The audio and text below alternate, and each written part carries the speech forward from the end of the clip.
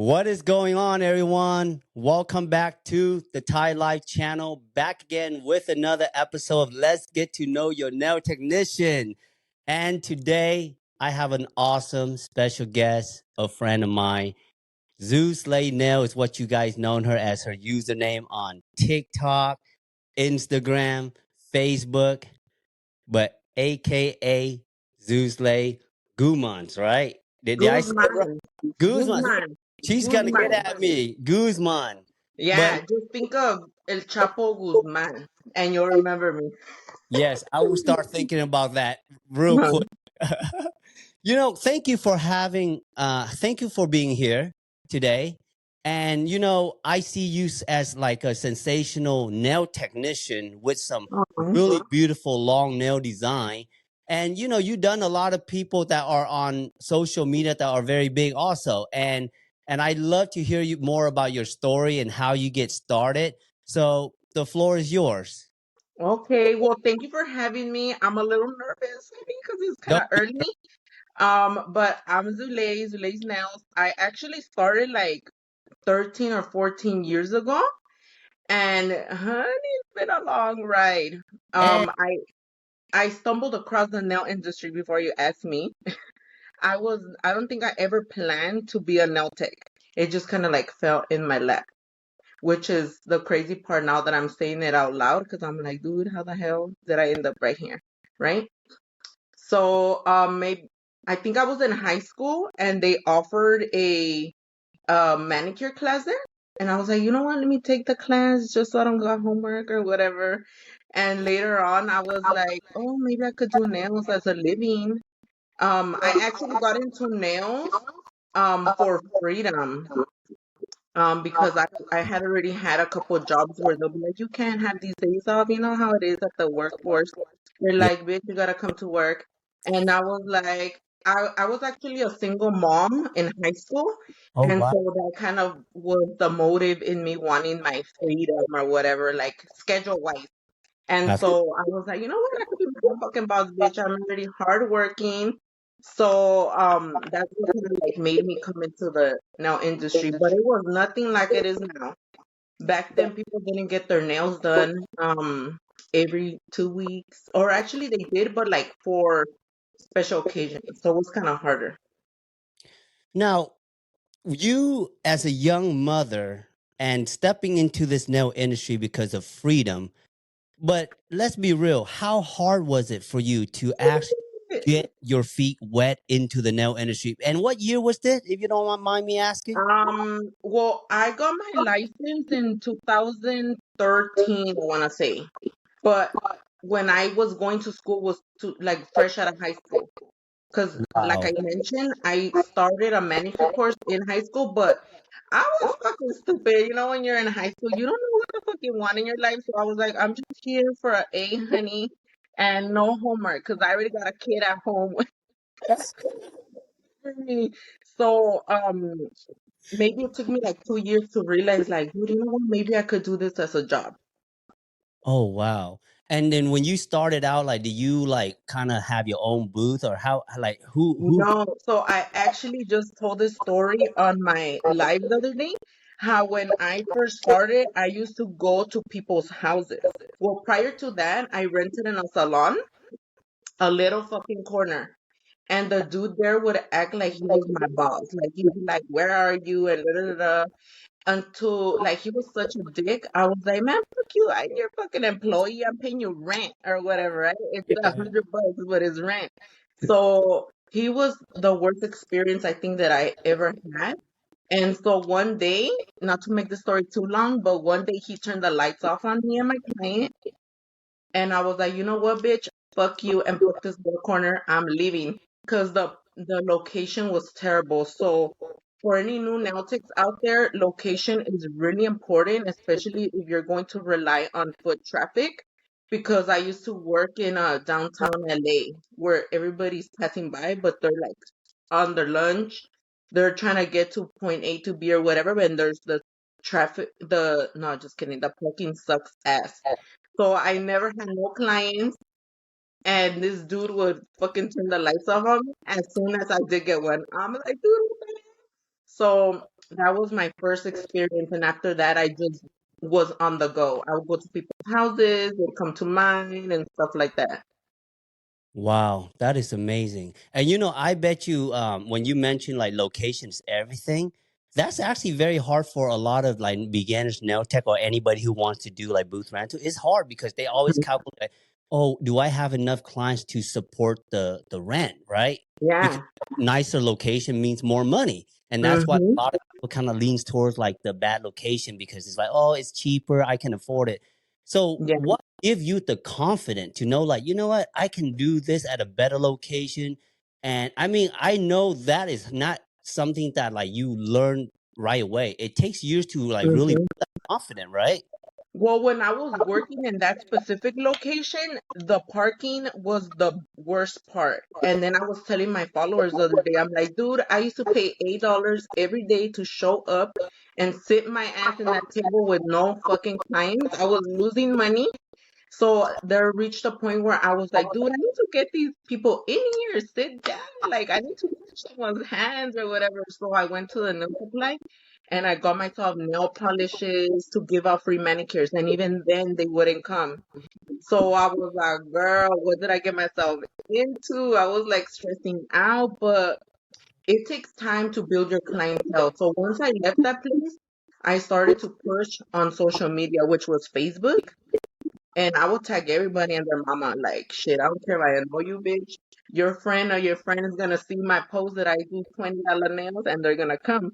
So that's how I started to get clientele for me to go to their house, which was also a horrible experience.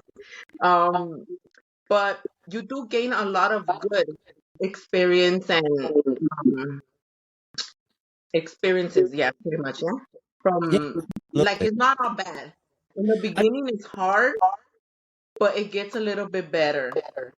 And where I work at now is still the hood, but It's better but than when you started. yes, I have my own little private room now and everything. Like people probably be like, "Girl, where the fuck you sending me to?" But once you make it inside, it's different. That is a very awesome story that you just share. Is because like every nail tech have a different path. Like we might Mm-hmm. same thing, but like you're raising a young kid, you're hustling through the industry, you're finding freedom. I mean, not a lot of people see what you see about the nail industry because Yeah. when people look at the nail industry, they look at us just sitting at behind the desk, shaping, doing acrylic, but it's really Mm-hmm. that engagement, that connection, that how to build one stone after another stone to get where you at today. And you Yeah. was mentioning something about like being so aggressive on social media. And when you started, it was you say 2013. That is when the nail kind of like kicks off really hard, right? Mm-hmm. How do you capitalize on that social media part too? Because to me, I didn't start social media. I didn't look at social media as a business until like late early 2020, like during COVID time. But for Mm-hmm. you, you say, I'm just gonna post on Facebook, tag these people. I mean, that is a very smart entrepreneur marketing strategy as a nail tech. Can you share a little bit about that for me? Well, I didn't make no money off of social media in the beginning, but what made me post was when I finally decided to quit my job and I was like, this is sink or swim, bitch. This is what I want to do. And I rented the place where I'm at right now. I had to pay $300, which was 11 years ago for rent. Which is And bad. mind you, you still have to pay your own personal rent. So I was like, girl, what am I gonna do? I thought I had enough to live because I used to be part time on the weekends. So I was like, girl, I got clients and I don't know what. So then I decided, like, okay, I'm gonna quit my job, fuck them bitches, because I work too hard for them and they don't appreciate. So if you feel like that, you are meant to be an entrepreneur if you're hardworking. So how they call it? I quit my job and I started renting this place, and I was like, girl, how am I gonna make this money? Like people will make appointments and leave me hanging. So I was like, bitch, if I'm shy right now, I gotta break this shell because this shyness ain't gonna bring me no clients, and my kid is not gonna eat. That right So I was like, let me take my ass to McDonald's, Jack in the Box, anywhere. So the good thing was that I took a business course. So right before I got my license, I was actually going to community college for business management. So that kind of helped me a little bit too, to kind of like what I could do to promote. So I used what I learned in school because I actually paid attention a little bit. And I took my ass with little coupons everywhere. I would leave business cards wherever because that's something that my teacher told me. People are nosy as fuck. If they see a little thing, a little business card in the restroom, they're gonna grab it and they're gonna look and da da da, right? And then little by little, they're gonna start coming and referring. But it was a slow process. And then I think right before quarantine is when Instagram started to pay. But social media is not as like money making as a lot of people think. Like it's like one in a couple of thousands or whatever. But definitely, even if it's not paying you, you should still do it every day. You have to be consistent, especially if you want to grow your numbers, because you never know. A company could come and be like, oh, you know what, let me give you free stuff or let me pay you. You never know nowadays with the social media. Wow, that's like one of the best advice you guys can take from Zulay right now, because that's true. It's not about making the money, but it's just putting Hmm. yourself out there. And then Yep. when you make yourself feel important, people will value you and make yourself feel important. Hmm. One thing is, like, I know you were mentioning about social media. So I know there's a lot of new beginners nail tech, and they always get discouraged about their work. And they always like, oh, I don't want to post my work because who's gonna look at it? I mean, what advice you can give them? Because we all start at dirt, ugly. Hmm. So Just what post it, advice bitch. can Post your content. Because if you don't believe in yourself, how do you expect others to believe in you? Something that I always tell people is like I love to go back on Facebook because that's where I started and laugh at my pictures because I used to think I was a bad bitch. you are, and you still are. No, no, no. Back in I the love it. day, I love you your energy. need, dude, if you don't have fucking self-esteem, you better find it within you because you need to tell yourself, I'm a badass bitch. These nails are fire, but still stay humble where you're like, okay, I could improve. Because once you think you're too good, like, girl, good luck. Because I had a moment like that. I was hyping myself a little too much, and I was like, I'm gonna charge $50, no less than that, no basic nails, no this and that. Because I was like, bitch, I gotta make money. Invested in all these acrylics. I have to pay rent. Now the money gotta come in. But I had to get pulled from the fucking clouds I was up in there because I had no clients. And so I was like, fuck, bitch, it's not what I want, it's what the customer wants. And so that's when I was like, okay, fine. I need to gain the experience first, and later on, I could, like they say in Spanish, lo te pones los moños. Like, I don't know how to translate that. Like, later It's on, I guess you good could be though. picky with your clients or whatever. You So know, that's what I did. I was like, mm-mm, right now, bitch, I gotta eat. And these fancy nails ain't coming in, so I gotta do whatever there is. I agree with you, because we always get ourselves into this like big head where like, oh, we the baddest bitch in doing Mhm. nails. We only expect clients to do this, do that. But at the end of the day, Yeah. like you mentioned, when you are dry out, you're gonna do whatever it takes. Yup. I I have used seen to. nail tech. I have seen nail tech who be like, I only want to do certain type of nail. I don't want to do pedicure no more. And then all of a sudden, when they start seeing all the pedicure coming in, they be like, you know what? Can I just do a pedicure? Because I heard pedicures are where the money's your at, bill ain't actually. waiting on you. You can wait on the nail, but your bill ain't waiting on you. Okay? Exactly. I used to do body wraps, I'm not sure if you've ever heard of them. Yeah, yeah. When my clients were getting their nails done, I used to do phone cases. I used to do everything. Because I'm like, one way or another, I need to pay these bills. But Now, definitely, you gotta motivate yourself. If you don't have support system in your home or your friends and family, because them bitches are not gonna support you. Let me tell you that those bitches are gonna scroll past your shit and not support. So you gotta do it to yourself. I agree with you. And then, now that you experience, that cloud and humbleizing yourself, and then when you finally see a content creator who like follow that old path, I mean, what goes through your head when you stumble upon When some, they're like, "What do you mean the old past like stuck up like or what?" no, like, how we all had that moment where we feel like our network's the best, and then we have all these rules and everything, and then Mhm. now we're like, I do any type of nails because money's money. And then when Yeah. see these new nail tech coming into the game, and they're like following all this clout, setting all these rules. Oh, like no soak up. Yeah, yeah, Like, bitch. yeah. Okay, I am Tell with me the about rules that. and boundaries. Like, I have my own rules and boundaries because, bitch, you're not gonna play with my fucking time. I hate when people leave me hanging or like don't communicate. So, like, I'm cool with those boundaries with people having, but bitch, you're not gonna do soak ups, not even on your own work or filth. Girl, That's get out of crazy, here. right? I hate doing them too, but I'm gonna do it, girl. That's money, honey. You gotta pay for your time too. So if people want soak ups, do it. Angry. My dad always said, charge more for things you hate doing. So if the customer don't want to pay for it, then you don't gotta do it. But if they're willing to pay, at least you're being paid what you want, like the rate you want for something you're gonna be unhappy doing. You know And what how I about you? used to do is like every time I don't want to do a certain type of design or set, I just raise the price really high, and Uh-huh. clients take it. I'm like, all right, I win because I'm still gonna do it. But Mm-hmm. the price is up there, because some design I'm like, I don't want to touch that, but if you're gonna pay me a good dime on it, I'll do it. Uh-huh. Yeah, because something is, oh no, I hate doing Frenchies, so don't ask me for that shit. Hey, let's talk about the haters real quick, because we love talking about the haters a little bit on this show. Oh So, gosh. because Thankfully, I haven't really had too many haters that actually come out, but come like out, I was, yeah, like the haters are normally the silent watchers, they know everything about you, every move you do, but they don't interact. So it's like, dude, if you're gonna hate a little, at least hit the like button and you a fan at this point, you know my whole life. But like I feel like haters are important too because they're the ones who kind of like make your life easier.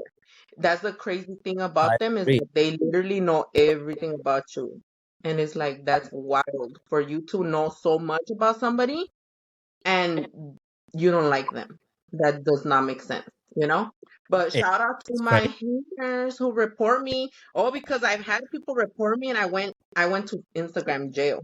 That's how I ended up on TikTok. So how So did they you do for them to report you? Like what was that video about? so I think it was a picture, but then I did deserve it too. Because I like to be inappropriate. I love your inappropriate personality. Yeah, I'm inappropriate. And a lot of people be like, "Felicia, I'm professional." Like, first of all, Felicia, I don't work at corporate. I could be inappropriate if I want to, okay? You know? Um, But sometimes we need a little humor in our lives. So that's why I'm like, I think baby Jesus sent me to this planet to be a little funny, bring people a little joy. And so are you. You're fucking hilarious. I love watching your shit. You know? Baby thank you. Jesus brought us to be different because sometimes it's like, dude, you're tired of the normal, the seriousness. You want a little difference. And so I try to bring that to my platform. And so one day I think I was selling a rose, the sex toy. Hmm. And then I was just showing it because it's like discreet and stuff. And that bitch reported me. I'm like, girl, she was saying that something about nudity and pornography. Mm. And I went to jail. I was like, fuck you. And then she followed me to the next Instagram because I have two. I have one for myself and one for my business. And she was right there talking smack. Like, girl, you enjoy this. Why you fucking doing? Just shut Right. the fuck up and enjoy the show. That's crazy. Yeah, it's crazy how like all these people that they against you, but it's funny they don't. That tells you like the logic that they have by watching your video. It's like they can't Hmm. put together like how good you are as a person. You know what I mean? Like they don't realize like when you watch movies, people play a character. Some Hmm. Me as a content creator, I like to play a character. But if you really watch content long enough, like I watch you long, you gotta know the person. And deep down, say, "Oh, this person's a very caring," and they put on this bullshit personality to make you laugh. You know, Hmm. like I think we have time at home raising kid, and then we pop out the camera trying to look all dumb so that y'all can have a good day. But they don't Yeah. feel like that, and they're seeing like all hate, like, "Oh, why is she getting so many attention? Why this person?" Hmm. All these likes and comment, and all they do is talk about these BS. But they don't understand. You get this engagement because people already know your personality. They Yes. And know another thing, it. Another thing is they'll be like, "You're always talking shit about your clients," and da, da, da," because we make skits, right? Like joking, Yeah, not joking. And they're absolutely. like, you always talking shit about your clients. I'm like, bitch, no, I'm not. And my clients know I'll tell them bitch in front of their face too because they know I'm joking. They're like, it's a fucking joke. You But know, that's funny. I was on a podcast recently, and I literally explained to them nowadays when you call someone bitch, it's like, "Hi, friend." Mm-hmm. Hey, Okay, girl. it's true. It's true. It's like Uh-huh. I didn't literally say like, "Man, you a fucking FBBB," right? But no, for real. But if I talk to my clients, sometimes I'm like, "Bitch, you know you better than that," but they laugh. Mm-hmm. Go with that. It's really how you take the words and you translate it. You know what I mean? Mm-hmm. But yeah, Yeah, people that's true. too serious. And content creation, like our acting or whatever, is exhausting too. So it's like Yes. an extra job. I always tell people like I'm not gonna go live if I don't have the energy to perform, because people come to watch our content, especially the inappropriate or the funnies, the ones with humor. Yep. People come and watch our content to kind of like distress and forget a little bit of their life, what they're Absolutely. going through, and go ha ha ha he he or whatever. And so if we're not going to be 100% with our energy, we can't do it. We can just turn it on if we're not feeling good. I agree. And on top of that, to be honest, you like some of like Zulay mentioned earlier. Sometimes being a content creator, they don't even pay us for the video. So sometimes Hmm. getting free life, free entertainment, free information, free knowledge. But then y'all out here thinking like, oh, this person is always talking bad about this, that. Like y'all so tune into one little clips of negativity, Hmm. take that clip and y'all grind with it. You know what I mean? Versus there's so many other positive clips that you put out and it just gets washed away. You know, so you got to give props to the content creator and especially as a nail tech. And mom, how many kids you have now?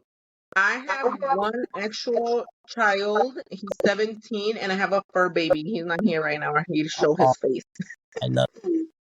So what is your next plan? What is your next plan and future plan? Like, do you have any more things you want to do? Because I know you always have. That's a really good question. Actually, I at the moment I have no idea what the hell I'm gonna do. I've actually been trying to figure that out myself because since I've already been in the nail industry for so long, I feel like I'm kind of stuck. I don't know what I want. I mean, I would love to have a school, like to become a teacher, maybe not like to give people licenses because that shit kind of boring. Mhm. I wanna like Go away. teach the fun stuff, the flower, the bows, and all that. But who knows? I don't know. The way this economy is, I'm not sure I can afford the school. But I also So know expensive. I also know you have your own Zulay nail shop. Yes, I So so I do have my tell own us product. about that.